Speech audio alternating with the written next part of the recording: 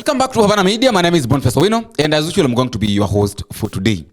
Now, I've been sitting down trying to wonder. I've been asking myself a lot of questions, by the way, that right now, there is this urge of the Gen Zs going back on the streets. Like, people feel like they need to go back to demonstrate. Things are happening, things that were not supposed to happen. Children disappearing, things that are not supposed to happen in the country. But now there is this question that suppose Gen Zs decide to go back on the streets. What is going to be their main agenda? Like, what is going to be the main reason, the main aim? What is going to be their main target? Because when the Gen Zs started demonstrating, they had a strategy, by the way. First of all, they went to demonstrate rejecting the finance bill. That was the first thing, which succeeded. The second one, we know up to the last moment now that they were saying that Ruto must go. So at least they had got a target that if we hit this one must succeed. They first hit the reject the finance bill, it was rejected. And then Pole reject the fire all the CSS, it happened. So it's like they were hitting one by one. But now let us take a look at what is happening right now. If at all these Gen Zs or anybody decide to go back to demonstrate, what exactly they are going to demonstrate on? Because everything is in a mess.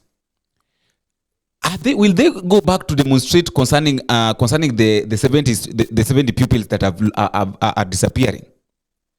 Are they going back on the street to demonstrate about the issue of JKIA?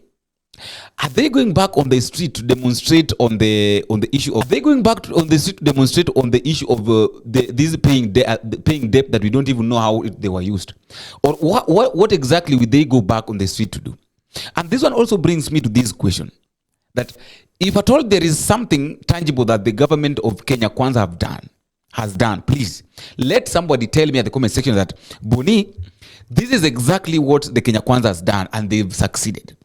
This is the project that they did, they were to do, and this is where it is, this is how it has reached, and these ones are the ones that they have accomplished. Please let somebody tell me at the comment section, because according to me, I know that completely we are this is the second year, but the government of Kenya Kwanza has done nothing. What the Kenya Kwanza has done is that they've continued to increase the high standard of living. Like, everybody's crying.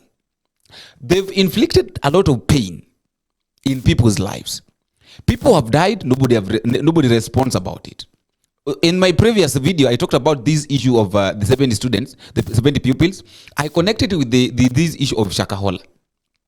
The Shakahola issue, nobody talks about it right now. The Githurai issue, nobody talks about it right now. This issue of the 70 pupils, and surprisingly enough, I was even asking myself, who is this politician who decided to take food to these parents, to these parents that are really in pain? What they want is their pupils, because at this point, almost 100 pupils disappears. When you include even those ones that are banned. So you are a parent, you don't know whether your child is alive. You don't know whether the child is dead, is among the 21 that banned inside the dormitory. You don't know. So you are in a total blackout. During the Gen Z's demonstration, the government brought in new Subarus to abduct the Gen Z's during the demonstrations. Why can't they bring those Subarus right now to do research, to start doing research to look for these pupils? You can't tell me that more than 70 pupils are nowhere to be found, are roaming around, but not even one person have met them. Because these are pupils that learn from the same school. So it means that a majority of them knew each other. So if they are walking, they must be walking either 2, 3, 4, or 5. They must be in a group. You can't tell me that, no, even if, suppose they were not in a group. Let's assume that they were not in a group. They were not in a group. You can't tell me that a parent or an adult can meet a child who is somebody looking has gotten lost and fails to detect. There is something wrong somewhere. But that one aside, to Today, the members of parliament that comes from Mount Kenya region have decided to tell Rigathi Gachagua point blank that Rigathi Gachagua, you cannot lead us. You cannot lead us and you will never lead us. Sisi tukiwa nyuma ya rais Mheshimiwa William Ruto, tunamuomba ashikilie Kithure Kindiki kwa sababu yeye ndiye mtoto wetu kwa sasa. Tunaamini Kindiki, yeye kutoka ile wakati alitolewa kwa ofisi alitetewa na Kenya mzima, ni kuonyesha Kindiki anajua kazi yake. Kwa hivyo sisi watu wa Mount Kenya East tumewekelea mkono Profesa Kithure Kindiki, na watu wetu wa mlima Mount Kenya West wote tunaomba kwa nyenyekevu watokezee support Kithure Kindiki, tusikanishe Mount Kenya. Na sisi tunaomba Kithure Kindiki kwa sababu rais anamuamini.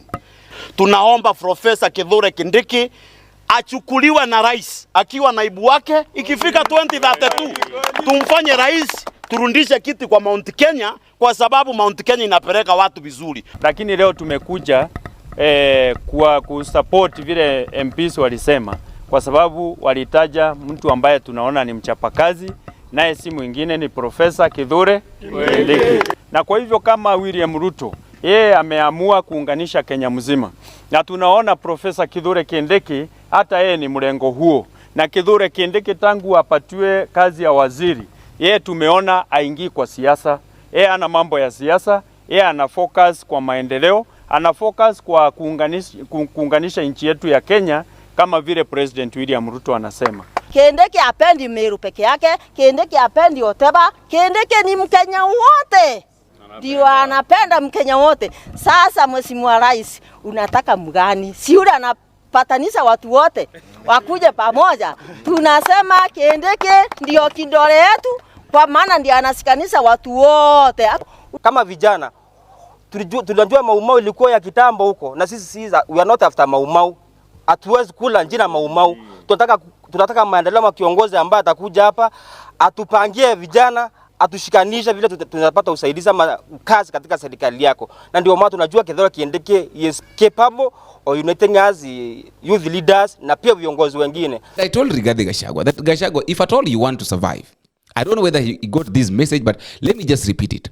If at all Rigathi Gachagua wanted to survive politically, he could have looked for a party to defend himself with. Because right now, what Rigathi Gachagua has been doing is total politics of tribalism. Watu wetu. He came with a slogan that mfanye everything, just do anything you want to do, bora msiguze mlima. And people like Ketu Waruguru were like, they were betraying Rigathi Gachagua. Like, they were misleading Rigathi Gachagua. Mfanye chochote ambacho mtafanya, bora msiguze mlima. Right now, the members of parliament that comes from Milima are telling William Samoei Ruto point blank that please, William Samoei Ruto, we want you to hold Kithure Kindiki's hand tight. Don't let him, don't leave him.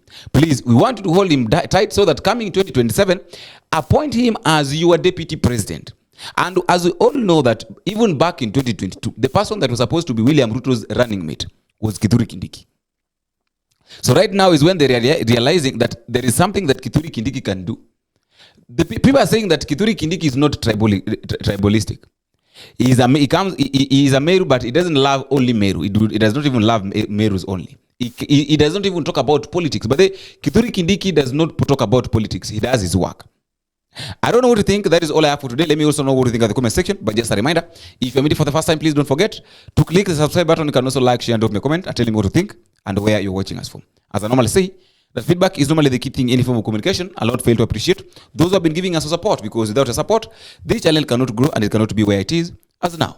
Until we meet again, I've been your host, Boniface Owino. Bye-bye.